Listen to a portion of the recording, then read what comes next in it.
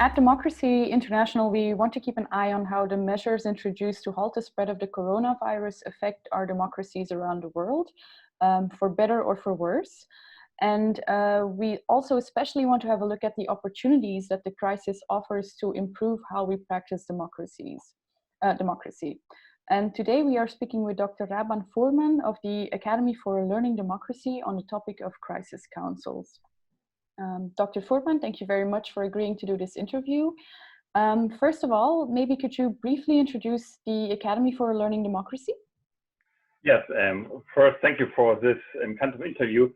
Yes, the Academy on Learning Democracy is a joint venture together with Democracy International, and the idea started already 10 years ago. My research, but also the field where I consult and develop tools, is the field of Demokratieentwicklung, of democracy development.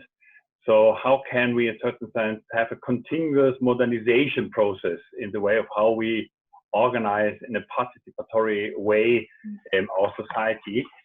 And what became clear is that this is a continuous, steady process. It's not just, making some reforms, for example, introducing some kind of direct democracy or some kind of deliberative, randomly selected citizen assemblies, but we have a whole bunch of, fields where we have to improve the way how we work together in society. So democracy development, what is the topic of the Academy for Learning Democracy? It's not just only participation between citizens and public administrations, for example, but it's also a question of participation between the different levels of government, between civil society and business, between several actors in civil society, and so on. So it's a really broad understanding of improving politics in a democratic way. And the Academy of Learning Democracy is seated in Cologne, but I live personally at the Lake of Constance, which is a border to Switzerland. And we have a strong tie with the University of Tübingen, where I am a lecturer. And one of my fields, which I teach there, is democracy development. Yeah, thank you very much. At the moment we are going through a global health crisis that has half of the world population confined at home. This, of course, has massive effects on everything we do, but also on our democracies. Could you explain a little bit how this changes the way that we do democracy? Well, first, I think in a crisis, in every kind of crisis, also in a personal or a marriage crisis, in a certain sense, we tend to fall back on our certain original culture, on our, we show in certain sense our true face, you would say in German. So what we now see is a typical way of how states or governments react. The core of governments is to have this power of coercion. A state can force people, for example, to stay home. So this is a typical way of how states from thousands of years ago react. Before this, I started now to focus the work of the Academy on this work of crisis and governance. I started to read in February about the history of this kind of pandemics in the Middle Ages, and I realized that there's a certain typical pattern how governments react, and I would call this a reactive pattern. Something, there's a danger coming, this kind of pandemic, and there is still not a treatment, so we tend to secure ourselves, close borders and so on, and make a shutdown.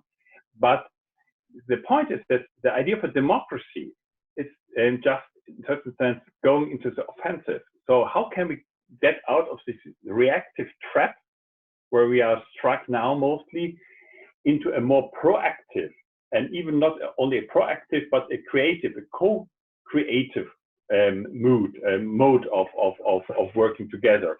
So this is the basic idea where we are now focusing our work on. Now, how can we unleash the full potential of our society to tackle this crisis, also this health crisis, and for this we need more participation, not less. But surely this participation has to be well and professionally organized. It has to be mostly online and so on. But all this is possible. We know we have hundreds of possibilities how we can now work on the participatory level to get new ideas of how, for example, organize this kind of respirators or of masks.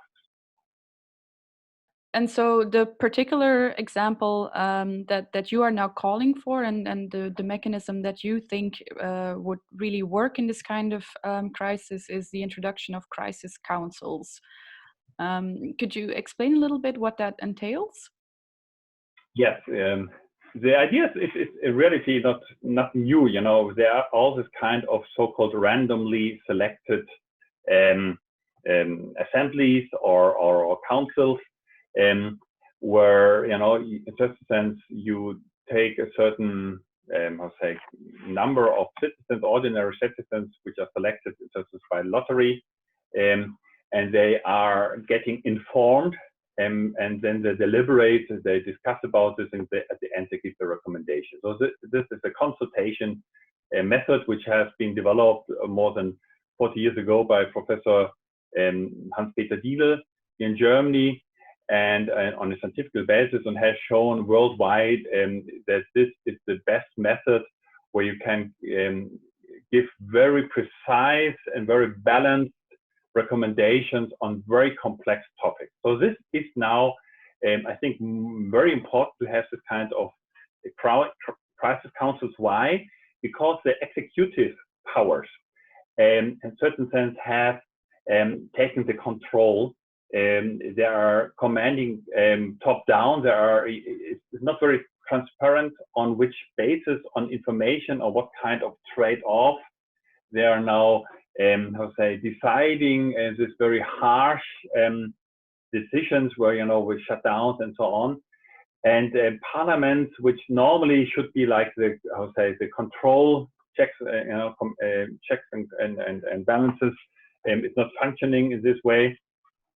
So the idea is, at least in this time where governments tend to have this very strict way of ruling, there should be on certain sense like a consultation, or also like a sounding board at the side.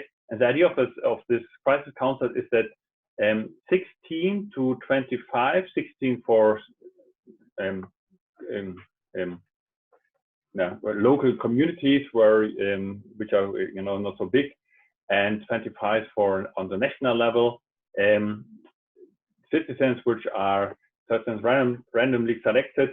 They, in certain sense, for 4 to 5 days are like a permanent body, where every kind of critical decision is given to them, together with information, which is the same information which governmental bodies have, and in an intense deliberation process, which enables these people to, at the end of 4 to maximum 6 hours, they will give a recommendation, a very precise recommendation, what they think would be a good, balanced, sustainable, responsible way. And I think this also, that would be the most effective.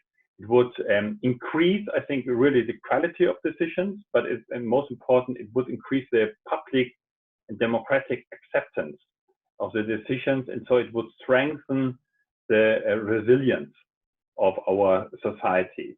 Why? Because I really think that the biggest danger we have currently is that certain governments are like overruling, and this can certainly destroy, maybe even poison the public culture of our democracy. So maybe after the crisis, we will have bigger crisis than now. And so these crisis councils, do you have any examples of places where they already exist? Are there countries that are already implementing this or something like this? No, interesting, not. The tool itself is nothing new. The Irish, in Ireland, it was used some years ago on a national level on this very hot topics on abortion and gay marriage rights. And there are, globally thousands of examples of how this kind of randomly selected consulting bodies function. Also, there have been international experiences with companies. But interestingly, even in Switzerland, I'm living at the border to Switzerland. At the moment, you see hardly any kind of democratic or participatory tools used, even in Switzerland now.